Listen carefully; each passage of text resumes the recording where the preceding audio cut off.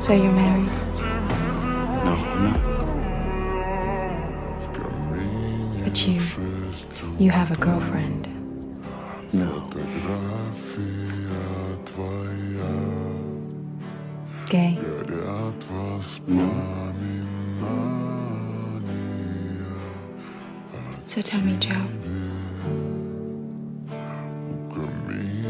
what kind of man is attractive, intelligent, well-spoken,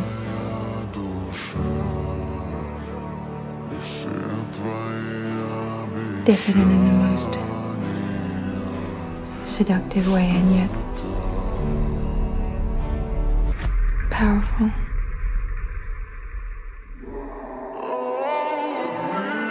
So alone in this world.